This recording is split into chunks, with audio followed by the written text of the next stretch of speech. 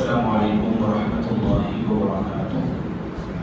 الحمد للہ رب العالمین والعاقبۃ للمتقین والصلاة والسلام علی رسولہ الامین وعلی آلہ وصحبہ اجمعین ومن تبعہ بإحسان إلی یوم الدین، اما بعد فاعوذ باللہ من الشیطان الرجیم یا ایھا المدثر قم فانذر وربک فکبر وثيابك فطهر والرجز فاهجر ولا تمنن تستكثر ولربك فاصبر۔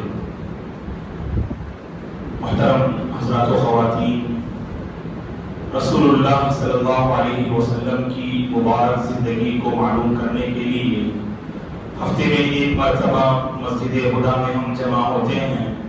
اللہ سے ہماری دعا ہے کہ پروردگار ہماری اس بیٹھک اور نشست کو قبول فرمائے۔ جیسے اس نے ہم سب کو جمع کیا، جنت الفردوس میں بھی اللہ ہم سب کو جمع فرمائے۔ رسول اللہ صلی اللہ علیہ وسلم سے سچی محبت کرنے، آپ کی زندگی کو اسوہ بناتے ہوئے ہم میں سے ہر ایک کو اپنی زندگی میں بہترین بدلاؤ لانے کی اللہ تبارک و تعالی توفیق عطا فرمائے، آمین۔ اس سے پہلے کی کلاس میں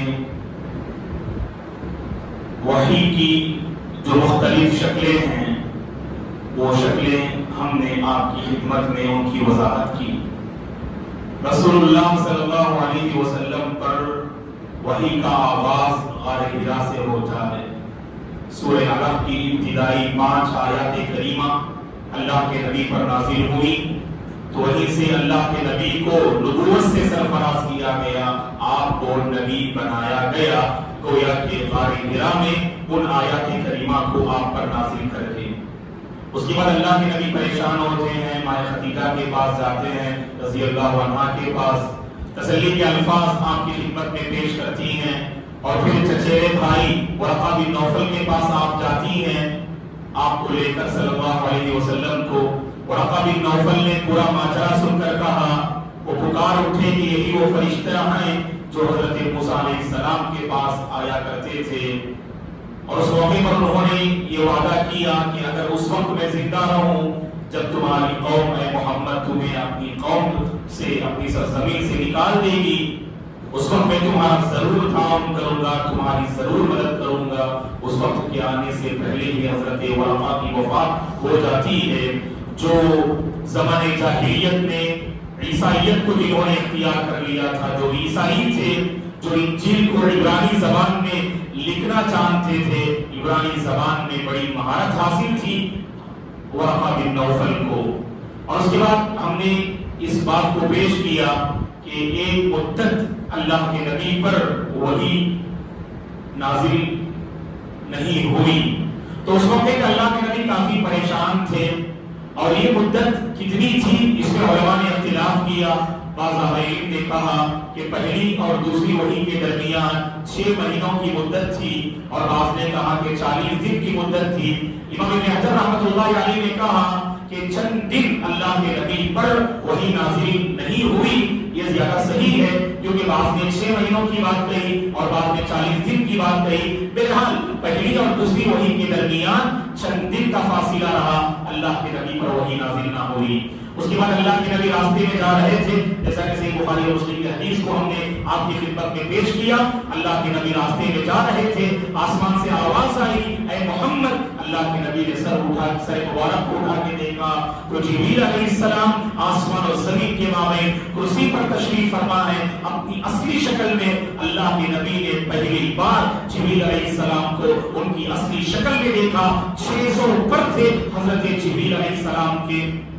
گھبراتے ہوئے پھر دوبارہ ماں خدیجہ کے پاس جاتے ہیں اور کہتے ہیں کہ دستیرونی مجھ پر کمبل یا چادر اڑا دو، تو اس موقع پہ آپ اڑا دیتی ہیں، تو حضرت جبریل علیہ السلام اللہ کا یہ کلام لے کر آپ کی خدمت میں حاضر ہوتے ہیں، جو سورہ مدثر کی ابتدائی آیات کریمہ ہیں۔ اعوذ باللہ من الشیطان الرجیم، بسم اللہ الرحمن الرحیم، یا ایھا المدثر، اے کمبل اوڑھ کر سونے والے، قم، کھڑے ہو جائیے، فانذر، آپ لوگوں کو ڈرائیے، ڈرانا آپ کا کام ہے، جہنم سے بچانا جہنم کی وعید سنانا اور جنت میں داخل کرانا یہ آپ کی ذمہ داری ہے. قم فانذر وربک فکبر، اپنے رب کی بڑائی بیان کیجئے. وثیابک فطہر، اپنے کپڑوں کو پاک و صاف رکھا کیجئے. والرجز فہجر، اور بتوں کی گندگی سے دور رہا کیجئے. اور ولا تمنن تستکثر، اس نیت سے احسان مت کیجئے، احسان مت جتلائیے کہ اور زیادہ حاصل کریں آپ. وَلِرَبِّكَ فَاصْبِرْ، اپنے پروردگار کے لیے آپ صبر کا دامن تھامیے، صبر کیا کیجئے. یہ آیات کریمہ اللہ کے نبی پہ نازل ہوتی ہیں.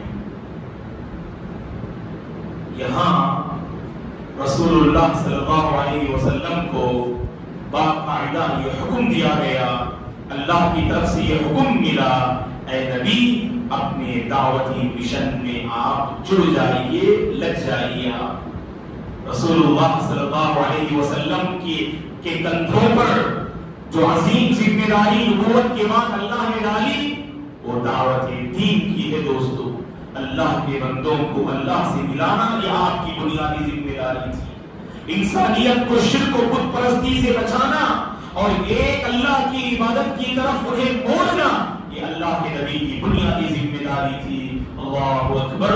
ان آیات کریمہ کے نازل ہونے کے بعد سے لے کر زندگی کی آخری سانس تک اس دعوت کی عظیم ذمہ داری کو اللہ کے نبی نے بہت اچھے طریقے سے آپ نے نبھایا. اور ہم دیکھ سکتے ہیں آج اگر کروڑوں اور اربوں کی آبادی اگر مسلمانوں کی اس دنیا میں پھیلی ہوئی ہے یہ اللہ کے فضل کے بعد رسول اللہ صلی اللہ علیہ وسلم کی سچی دعوتی طلب کی مرہونی منت ہے. ہم آگے معلوم کرتے جائیں گے اللہ کے نبی اپنی امت کو لے کر کس قدر درد مند تھے، کس قدر فکر مند تھے. یہ انسانیت نارے جہنم سے بچ جائے اور جنت میں داخل ہو جائے. نبی بنائے جانے کے بعد 20 پر 3 سالہ زندگی کا ایک ایک پہلو اس بات کی گواہی دیتا ہے اللہ کے نبی اپنی امت کے سلسلے میں بڑے درد مند تھے. دوستو، اور یہاں سے اس کا آغاز ہو رہا ہے، یہاں سے اس کا آغاز ہو رہا ہے اور شروعات اپنے گھر سے ہو رہی ہے. ماں خدیجہ رضی اللہ عنہا کو آپ نے دعوت دی اور اللہ کے نبی کی چہیتی اور سب سے پہلی بیوی خدیجہ بنت خویلد رضی اللہ عنہا اللہ کے نبی کی دعوت کو قبول کر لیتی ہیں. اللہ اکبر. دائرہ اسلام میں داخل ہو جاتی ہیں اور صرف داخل نہیں ہوتی ہیں دوستو، آگے ہم معلوم کریں گے دعوت کی راہ میں مضبوط سہارا تھی ماں خدیجہ رضی اللہ عنہا. اپنی دولت کو، اپنا مال، سب کچھ دعوت کے لیے انہوں نے اللہ کے نبی پہ قربان کر دیا تھا. اور اللہ کے نبی کے ساتھ جو آپ کا رشتہ تھا 25 سالہ زندگی اللہ کے نبی کے ساتھ صلی اللہ علیہ وسلم کے ساتھ رشتہ زوجیت میں ماں خدیجہ رضی اللہ عنہا تھی. اور جیسے ہی اللہ کے نبی نے دعوت کو پیش کیا، توحید کو ان کے سامنے بیان کیا، فوراً انہوں نے اسلام قبول کر لیا. عورتوں میں سب سے پہلے اسلام قبول کرنے والی حضرت خدیجہ رضی اللہ عنہا. فضائل تو بے شمار ہیں اور بعض فضائل اس سے پہلے بھی میں نے آپ کی خدمت میں ذکر کیا. جب اللہ کے نبی کو ماں خدیجہ رضی اللہ عنہا تسلی کے الفاظ پیش کر رہی تھی اس موقع پر بھی ہم نے پیش کیا. صحیح بخاری کی ایک اور حدیث ہم آپ کے حوالے کر رہے ہیں. اللہ کے نبی صلی اللہ علیہ وسلم نے فرمایا مجھے حکم دیا گیا کہ میں خدیجہ کو جنت میں گھر کی خوشخبری سنا دوں. مجھے حکم دیا گیا کہ میں جنت میں ایک گھر کی خوشخبری خدیجہ رضی اللہ عنہا کی خدمت میں سنا دوں. وہ خوشخبری، وہ گھر کیسے ہوگا؟ اللہ کے نبی نے فرمایا صلی اللہ علیہ وسلم نے کھوپلے موتی سے بنا ہوا وہ گھر ہوگا. اس گھر میں کسی طرح کا کوئی شور و غل اور ہنگامہ نہیں ہوگا اور کسی طرح کی کوئی تکلیف والی بات بھی اس گھر میں نہیں ہوگی. اس عظیم گھر کی میں خوشخبری ماں خدیجہ کو سنا دو رضی اللہ عنہا کو. خدیجہ رضی اللہ عنہا عورتوں میں جو ہے سب سے پہلے اسلام قبول کرنے والی اور اس قدر سمجھدار، پاک باز، دیندار خاتون تھی. دعوت کی راہ میں مضبوط سہارا تھی، مضبوط بازو تھی رسول اللہ صلی اللہ علیہ وسلم کے حق میں. عورتوں کو چاہیے محترم میری ماں اور بہنوں، دین کے معاملے میں، خیر کے مسئلے میں، بھلائیوں کے سلسلے میں اپنے گھر کے مرد حضرات کا تعاون کیجیے. ان کی مدد کیجیے، ان کی ہمت افزائی کیجیے. آپ اگر بھلائی سے جڑی ہے اپنے گھر والوں کو بھی بھلائی کی طرف موڑنے کی کوشش کیجیے. اگر آپ نمازی ہیں، گھر کے مرد حضرات نماز کی پابندی نہیں کرتے ہیں، آپ اللہ سے دعا مانگیں. آپ اے اللہ میرے شوہر کو نماز کا پابند بنا دے، میرے باپ کو نماز کا پابند بنا دے، میرے بھائی کو نماز کا پابند بنا دے. ہر عورت اپنے گھر کے مرد حضرات کے سلسلے میں فکر مند ہونی چاہیے دوستو. تو لہذا یہاں پر ماں خدیجہ رضی اللہ عنہا نے اسلام قبول کیا، اور آپ کے دوستوں کے حلقے میں سب سے قریب اللہ کے نبی کے ساتھ جن کا تعلق تھا وہ ابو بکر صدیق رضی اللہ عنہ ہے. تجارت پہ جاتے تو ابو بکر رضی اللہ عنہ کے ساتھ ہوتے. نبی بنائے جانے سے پہلے اللہ کے نبی کی دوستی حضرت ابو بکر رضی اللہ عنہ کے ساتھ تھی، اور ابو بکر رضی اللہ عنہ کی گہری دوستی اللہ کے نبی کے ساتھ تھی. دونوں بڑے پیارے دوست تھے، اور دونوں کے سینوں میں جو ہے بھلائیاں بھری ہوئی تھی. تو اسی لیے میں اس موقع پر نوجوانوں سے اور بچوں سے گزارش کروں گا، اچھے دوستوں کا انتخاب کیجیے، آپ کی زندگی میں بھی اچھائی آئے گی. جب ہم بڑے ہو جاتے ہیں ہماری سوچ دینی سوچ نہیں ہوتی ہے، ہمارا مزاج دینی مزاج نہیں ہوتا ہے، کیونکہ آس پاس کا ماحول، دوست و احباب کا ماحول دینی ماحول نہیں ہوتا ہے. ایسا دوست انتخاب کیجئے جو آپ کی آخرت سنوار دے، جو آپ کی دنیا بھی بنا دے اور آپ کی آخرت بھی سنوار دے. حضرت ابو بکر رضی اللہ عنہ اور اللہ کے نبی صلی اللہ علیہ وسلم دونوں کا رشتہ دوستی کا رشتہ تھا. بعد میں سبحان اللہ حضرت ابو بکر رضی اللہ عنہ کی بیٹی ماں عائشہ رضی اللہ عنہا سے اللہ کے نبی نے نکاح کیا تو آپ کے حق میں وہ سسر ہو گئے. اس سے پہلے دوستی کا رشتہ تھا دوستو، اور دوست پر ایسا بھروسہ تھا، دوست کی سچائی اور امانت داری پر. جب اللہ کے نبی نے حضرت ابو بکر کی خدمت میں اسلام کو پیش کیا، ذرہ برابر بھی آپ نے جو ہے غور و خوف نہیں کیا، آپ پیچھے نہیں ہٹے. آپ میں سوچ کے بتاؤں گا، بعد میں بتاؤں گا، کل میں اسلام قبول کروں گا، کہا کہ نہیں. عمر رضی اللہ عنہ فرماتے ہیں اللہ کے نبی نے فرمایا میں نے ہر ایک کے سامنے جب دعوت دین کو پیش کیا تو ہر ایک نے اسلام قبول کرنے میں تھوڑی مہلت مانگی اور تھوڑا وقت انہوں نے مانگا. پسو پیش ہوئے، قبول کرنا ہے نہیں کرنا ہے، تھوڑا بہت ان کے اندر یعنی پسو پیش والا معاملہ جو ہے تھا. لیکن ابو بکر صدیق رضی اللہ عنہ نے تھوڑی دیر کے لیے بھی انہوں نے تاخیر نہ کی. جیسے ہی میں نے دعوت کو پیش کیا اللہ اکبر دائرہ اسلام میں داخل ہو جاتے ہیں. بڑے عظیم صحابی ہیں دوستو. اس کائنات میں انبیاء کے بعد انسانوں کی فہرست میں اگر کوئی سب سے بہترین انسان ہے ابو بکر صدیق رضی اللہ عنہ ہے. یہ مقام اور شرف حضرت ابو بکر رضی اللہ عنہ کو نصیب ہوتا ہے. جانتے ہیں آپ، ایک بات میں آپ کو ذکر کر دوں آپ کے حوالے سے، عشرہ مبشرہ میں ایک بڑی تعداد ایسی ہے جو اللہ کے نبی صلی اللہ علیہ وسلم کے ہاتھوں حضرت ابو بکر نے اسلام قبول کیا. اس کے فوری بعد آپ نے اپنے گھر والوں میں محنت کی، دوست و احباب کے حلقے میں محنت کی. تقریباً 6 ایسے عظیم صحابہ ہیں جنہوں نے حضرت ابو بکر رضی اللہ عنہ کی کوششوں سے اسلام قبول کیا. ابھی میں نام ذکر کرتا ہوں اور سے سنیے، آپ کو تعجب کریں گے. بڑے بڑے صحابہ حضرت ابو بکر رضی اللہ عنہ کی کوشش سے اسلام قبول کرتے ہیں. آپ جانتے ہیں عشرہ مبشرہ وہ 10 عظیم صحابہ جن کو اللہ کے نبی نے دنیا ہی میں جنتی ہونے کی خوشخبری سنائی. ایک ہی حدیث میں اللہ کے نبی نے سبوں کے نام لیے.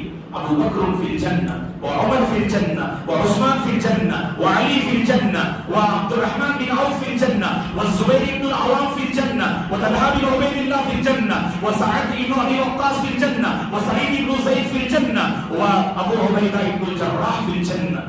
اللہ کے نبی نے 10 عظیم صحابہ کے نام لیے.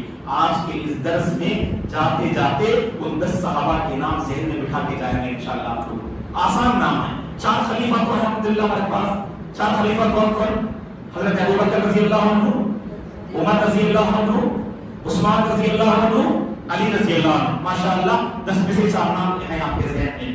اور 2 نام ایڈ کر لو، اور 2 نام بھی سین سے شروع ہوتے. ایک سعد بن ابی وقاص رضی اللہ عنہ اور سعید بن زید رضی اللہ عنہ. اگر ان کے والد کا نام یاد نہ رکھو تو کوئی مسئلہ نہیں. سعد رضی اللہ عنہ، سعید رضی اللہ عنہ، سعد بن ابی وقاص، سعید بن زید. کتنے نام یاد ہو گئے؟ 6 نام یاد ہو گئے الحمدللہ.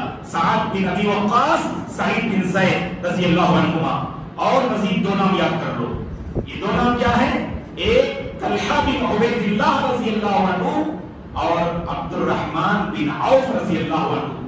ایک طلحہ بن عبید اللہ رضی اللہ عنہ اور ایک عبد الرحمن بن عوف رضی اللہ عنہ. یہ دونوں بڑے عظیم صحابی ہیں دوستو. ایک طرف طلحہ رضی اللہ عنہ اور ایک طرف الحمدللہ عبد الرحمن بن عوف رضی اللہ عنہ. اور آخر میں 2 نام باقی رہ گئے. اللہ کے نبی صلی اللہ علیہ وسلم کی جو سالی تھیں اسماء رضی اللہ عنہا، ان کے والد ہیں، ان کے شوہر ہیں زبیر بن عوام رضی اللہ عنہ. تو زبیر نام یاد رکھیے. اور اسلام کے عظیم سپہ سالار کمانڈر جن کے متعلق اللہ کے نبی نے فرمایا اس امت کے امانت دار انسان ہے وہ ابو عبیدہ بن الجراح. ابو عبیدہ، ابو عبیدہ. تو 10 نام. تو کون کسی یاد ہے؟ کسی کو یاد ہوا؟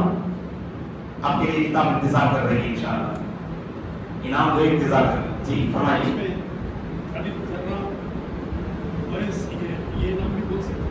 بس شروع کا نام بولے کافی ہے. آخری کا نام کیسے؟ جراح. ٹھیک ہے، ہم مدد کر رہے ہیں ابو عبیدہ بن جراح. لیکن اور جی بولے کہ ہے صاحب جی کوئی بتانا چاہیں گے؟ صحابی ابی وقاص 4 خلفاء ہیں. 5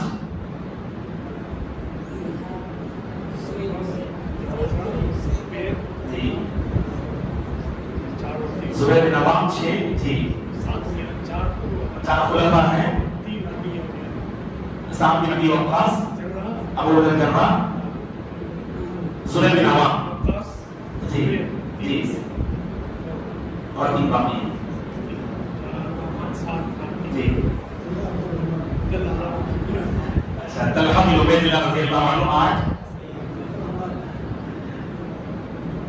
عبد الرحمن بن عوف رضی اللہ عنہ 9. ایک اور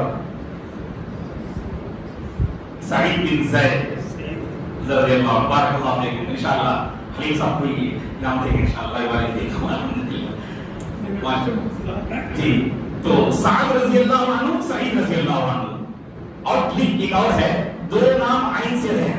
ایک ابو عبیدہ اور ایک عبد الرحمن بن عوف. تو یہاں پر 4 ہو گئے. 4 اور 4 8. بس 2 ہی نام آپ کو یاد رکھنا. ایک کون سے؟ زبیر بن عوام رضی اللہ عنہ اور سعد اور یعنی طلحہ بن عبید اللہ رضی اللہ عنہ. انشاءاللہ اگلے ہفتے جو ہے ہم پوچھیں گے. تو اب دیکھیے گا ان 10 صحابہ میں ایک تو ابو بکر رضی اللہ عنہ ہیں جو پہلے اسلام قبول کیے مردوں میں. 9 میں سے 6 صحابہ ایسے ہیں جنہوں نے حضرت ابو بکر کی کوشش سے اسلام قبول کیا. عثمان رضی اللہ عنہ، اللہ اکبر، اللہ کے نبی کے داماد، ذوالنورین کا لقب پانے والے، اسلام کے تیسرے عظیم خلیفہ عثمان بن عفان رضی اللہ عنہ بھی حضرت ابو بکر رضی اللہ عنہ کی محنت سے اسلام قبول کرتے ہیں. اس کے بعد طلحہ بن عبید اللہ رضی اللہ عنہ بھی، سعد بن ابی وقاص رضی اللہ عنہ بھی، ابو عبیدہ بن الجراح رضی اللہ عنہ بھی، عبد الرحمن بن عوف رضی اللہ عنہ، زبیر بن عوام رضی اللہ عنہ. 6 عظیم صحابہ ہیں جو حضرت ابو بکر رضی اللہ عنہ کی محنت سے اسلام قبول کرتے ہیں. اور مزید چند صحابہ کے نام اہل علم نے ذکر کیا جو ابتدائی دور میں حضرت ابو بکر کی محنت سے اسلام قبول کیے. عثمان بن مسعود رضی اللہ عنہ، یعنی ایک عثمان بن عفان ہے اور ایک عثمان بن مسعود ہے. ایک اور صحابی ہیں جن کے خاندان والے خانہ کعبہ کی چابیاں جو ہے وہ ذمہ داری سنبھال رہے تھے. کون ہے وہ؟ عثمان. کون ہے یاد ہے تو بتائیں گے نام. وہ بھی عثمان رضی اللہ عنہ. ان کے والد کون؟ جن کے خاندان والے خانہ کعبہ کی چابیاں ان کے جو ہے ذمے میں تھی. آج بھی کہتے ہیں لوگ انہی کے خاندان والے کعبۃ اللہ کی جو ہے چابیاں سنبھال رہے ہیں. کعبۃ اللہ کی جو چابیاں ہیں نا یہی خاندان والے جو ہے سب سنبھال رہے ہیں. فتح مکہ کے موقع پر اللہ کے نبی نے اس صحابی کو طلب کیا اور خانہ کعبہ کی چابیاں ان کے حوالے کر دی. جب یہ آیت کریمہ نازل ہوئی ان اللہ یامرکم ان تؤدوا الامانات الی اہلہا. کوئی بتائے گا ایک جنرل نالج ایسے کامن سوال کرو، میں تو وہاں تک نہیں پہنچا تھا لاسٹ ایئر بھی، وہ تو فتح مکہ کے موقع پر کی بات ہے۔ حضرت عثمان بن طلحہ رضی اللہ عنہ، عثمان بن طلحہ یہ وہ عظیم صحابی ہیں جن کے خاندان والے کعبۃ اللہ کی چابیاں یہ ذمہ داری سنبھال رہے تھے۔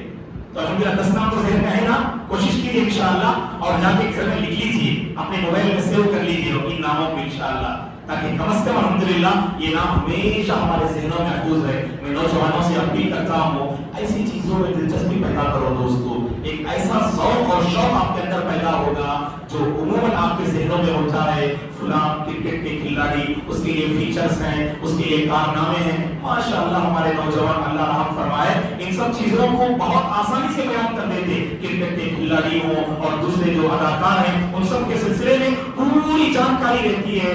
جب یہ صحابہ جب انہوں نے دین کی خاطر اتنی عظیم قربانیاں پیش کی، اتنی قربانیاں تو ہم پیش نہیں کر سکتے ہیں، لیکن کم از کم یقین، کم از کم اتنا تو ہم کر سکتے ہیں ان نیک لوگوں کی سیرت ہم پڑھیں، ان کی زندگیاں ہم پڑھیں، ان کے ناموں کو ہم یاد رکھیں دوستوں، ٹھیک ہے نا؟ تو بہرحال یہ عثمان بن مظعون رضی اللہ عنہ بھی حضرت ابوبکر کی محنت سے اسلام قبول کرتے ہیں۔ ایک اور صحابی کا نام سنیے جن جو حضرت ابوبکر کی کوشش سے اسلام قبول کیے، ارقم بن ابی ارقم رضی اللہ عنہ۔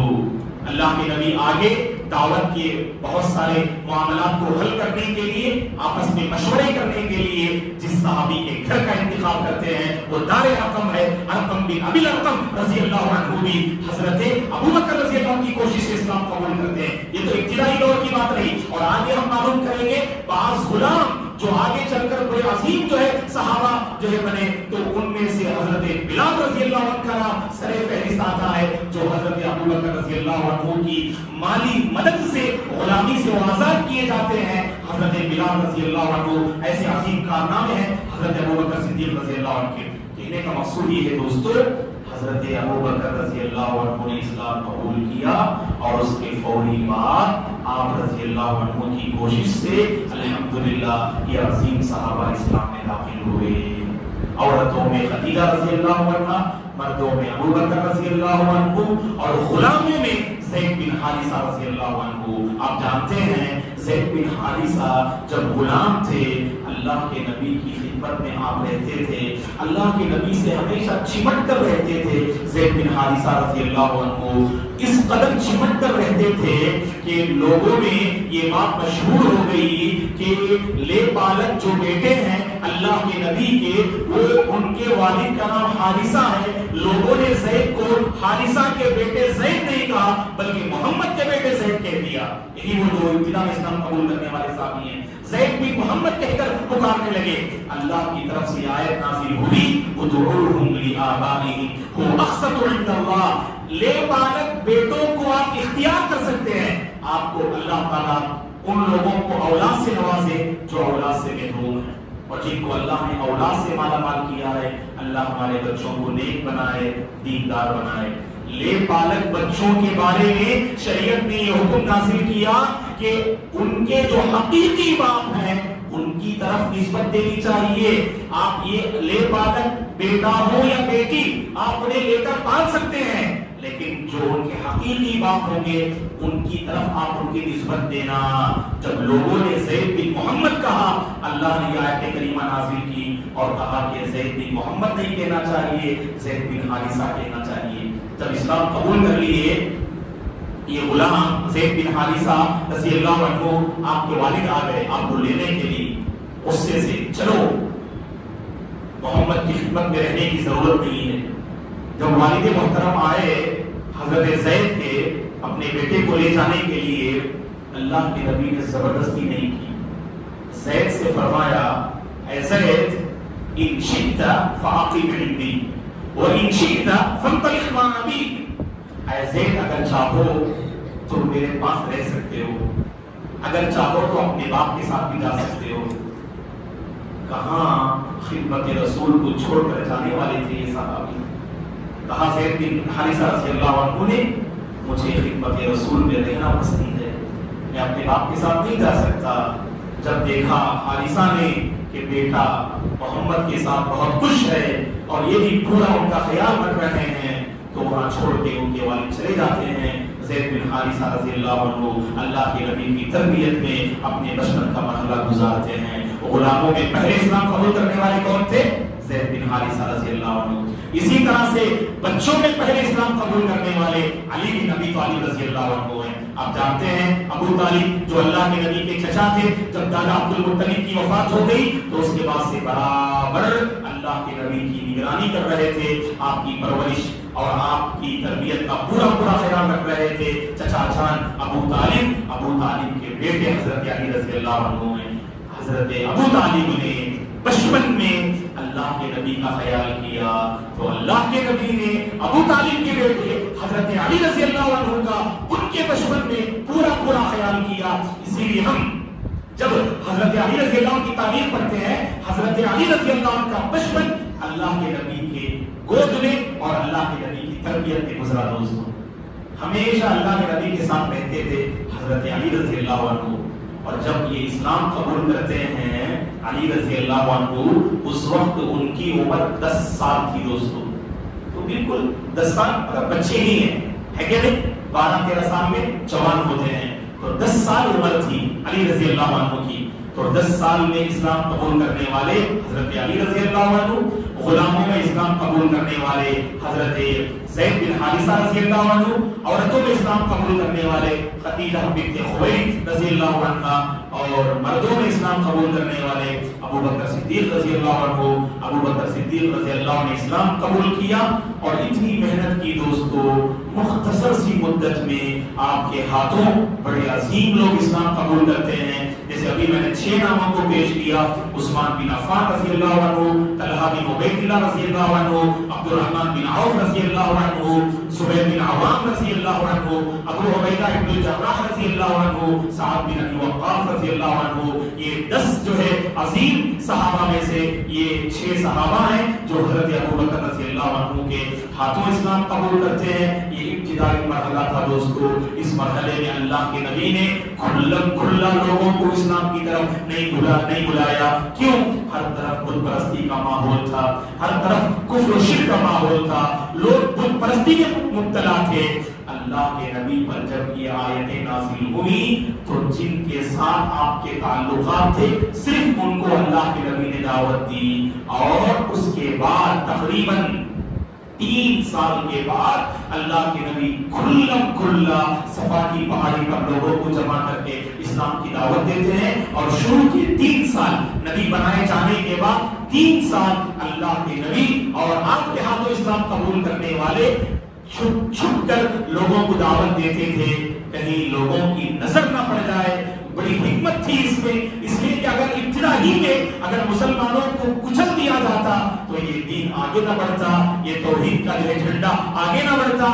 اسی لیے اللہ کے نبی نے سب سے پہلے اپنے پاس ایک جماعت کو آپ نے تیار کیا، ایک ٹیم کو آپ نے تیار کیا، اور اہل علم نے لکھا ہے جب اللہ کے نبی نے دین کی دعوت دینا شروع کیا تو مختصر سی مدت میں سبحان اللہ تقریباً 40 سے زائد افراد اللہ کے نبی کے ہاتھوں اسلام قبول کر لی۔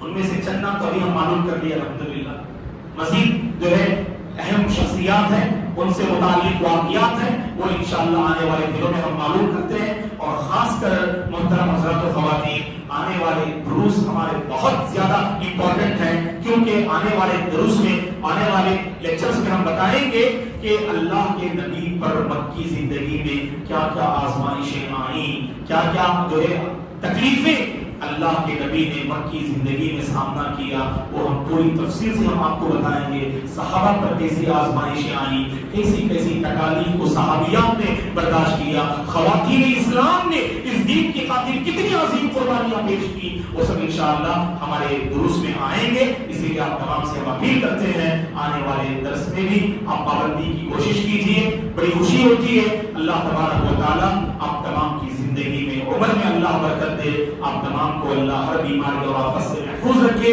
آپ الحمدللہ پروگرام کے لیے وقت نکالتے ہیں، حالانکہ ہم جانتے ہیں آپ میں سے ہر ایک کے ساتھ کوئی نہ کوئی کام جڑا رہتا ہے، سب کو آپ چھوڑ کر الحمدللہ اللہ کے گھر میں پرسکون ماحول میں آپ حاضر ہوتے ہیں، جہاں پر رحمتیں برستی ہیں، جہاں اللہ کی برکتیں نازل ہوتی ہیں، جہاں فرشتے حاضر ہوتے ہیں، بڑی بابرکت مجلس ہے جہاں حاضر ہونے والوں کے نام اللہ کے پاس لیے جاتے ہیں، اللہ بڑے فخر سے فرشتوں کے سامنے ان میں حاضر ہونے والوں کا جو ہے نام لیتے ہیں۔ یہ موقع ہمیں مل رہا ہے، غنیمت جانیے دوستو، ہفتے میں ایک مرتبہ ایسے ہی پابندی سے حاضر ہونے کی کوشش کیجیے اور اپنے ساتھ دوستو احباب کو بھی لے کر آئیے۔ اس موقع پر ہم یقیناً محترم خواتین کو بھول نہیں سکتے ہیں کہ اللہ تبارک و تعالیٰ آپ محترم خواتین کی اللہ حفاظت فرمائے، اللہ آپ تمام کو صحت و عافیت سے نوازے، اللہ آپ کے گھروں میں برکتیں نازل فرمائے، گھریلو اور معاشرتی مسائل کو اللہ تبارک و تعالیٰ آسان فرمائے،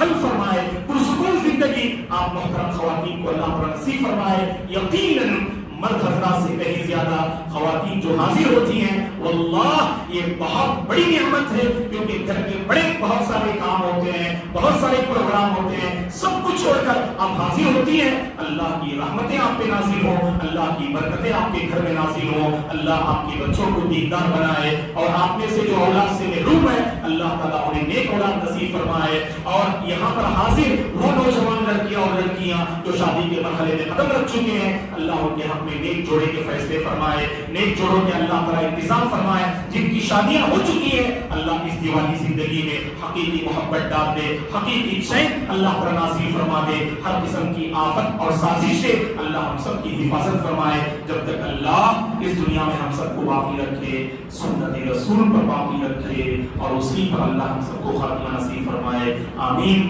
شکراً اقول قولی ھذا واستغفر اللہ لی ولکم ولسائر المسلمین من کل ذنب فاستغفروہ انہ هو الغفور الرحیم۔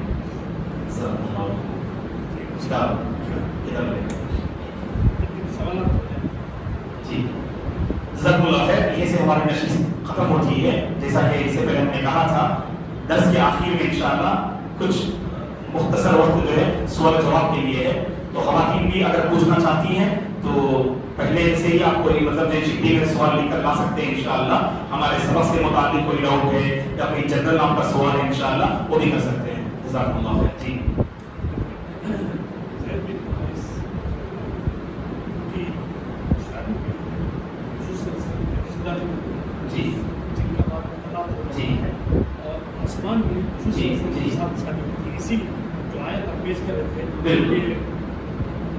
لے پالک بیٹے جو یہ ہے حقیقی بات اس کے ساتھ نکاح کرنا چاہیے۔ جی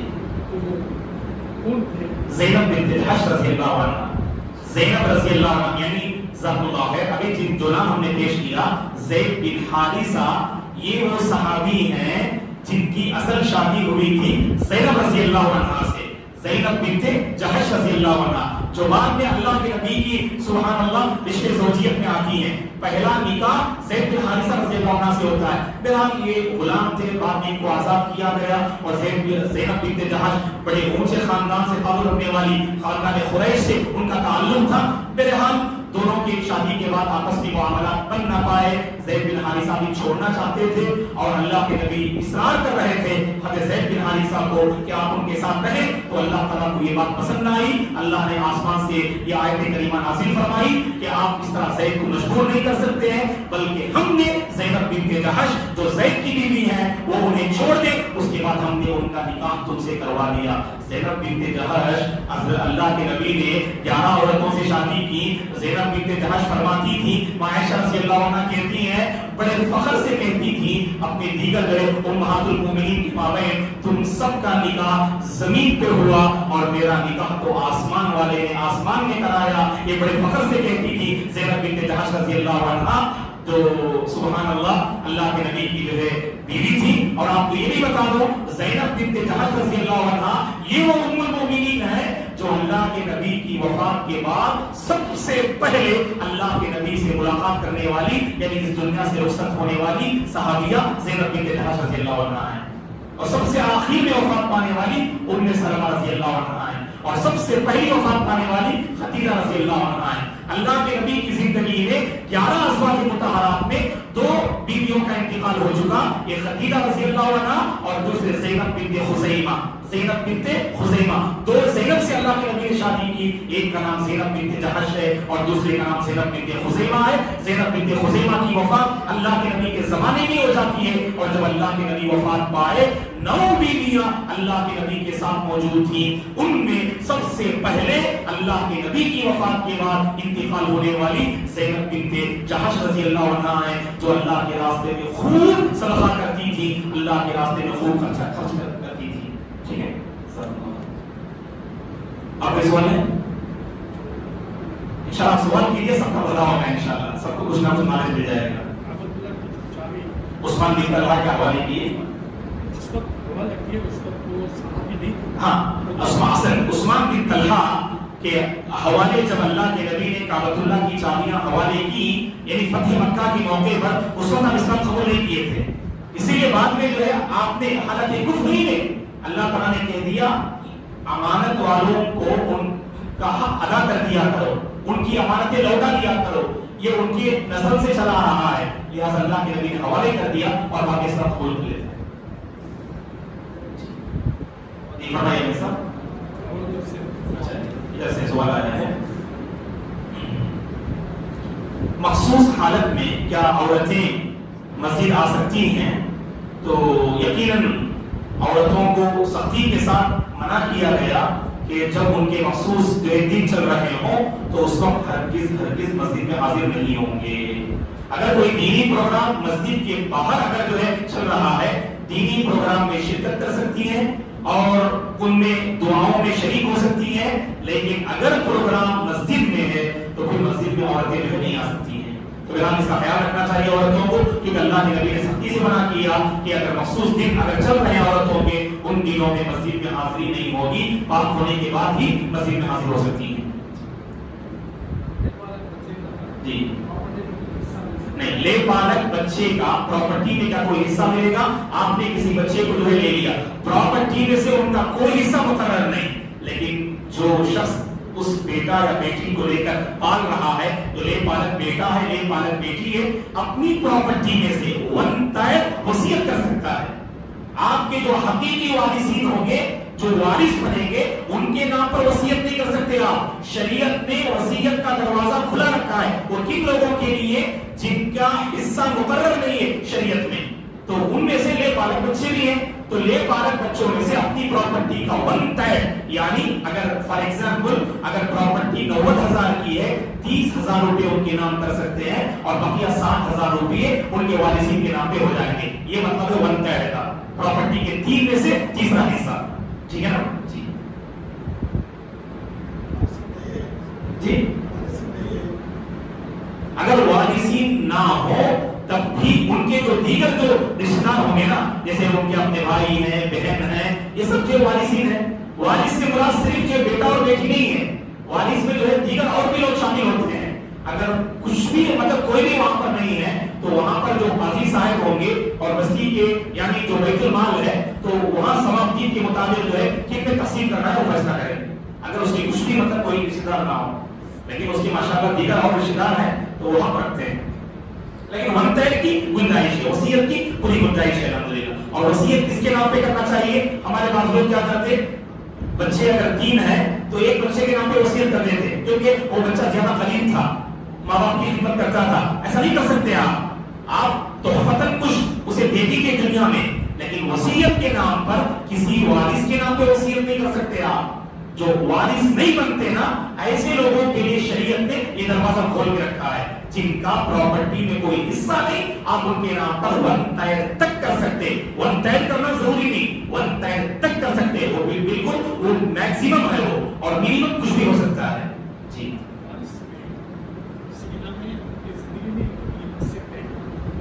وارثین میں سے ایک تھوڑا اختلافی مسئلہ ہے. مثلا اگر 4 بچے ہیں آپ کے, ان میں سے ایک جو ہے بیٹے کے نام پر آپ گھر لکھ دیتے ہیں آپ, تو علماء نے کہا کہ یہ ناانصافی کی بات ہوگی. یہ اختلافی مسئلہ ہے. بعض جیسے حنابلہ نے اس کی اجازت دی, دیگر علماء نے اس کی اجازت نہ دی. اگر انہوں نے اپنے کسی بیٹے کے نام پہ پراپرٹی کر بھی دیا ہو, بعد میں وفات کے بعد رشتے دار اپیل کر سکتے ہیں اور اس پراپرٹی کو دوبارہ واپس لے سکتے ہیں اور پھر برابر تقسیم بھی کر سکتے ہیں. بہتر ہے اس میں ماں باپ جو ہے کچھ انصاف کا معاملہ کرے تو زیادہ بہتر ہوگا تاکہ لڑائی جھگڑے بعد میں نہ ہوں. جی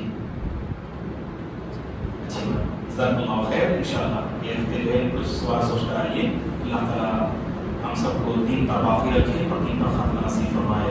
آمین. سبحانک اللہم و بحمدک، اشہد ان لا الہ الا انت، استغفرک و اتوب الیک. السلام علیکم. خواتین انشاءاللہ پہلے چلے جائیں گے، اس کے بعد بات کرتے ہیں. شکریہ.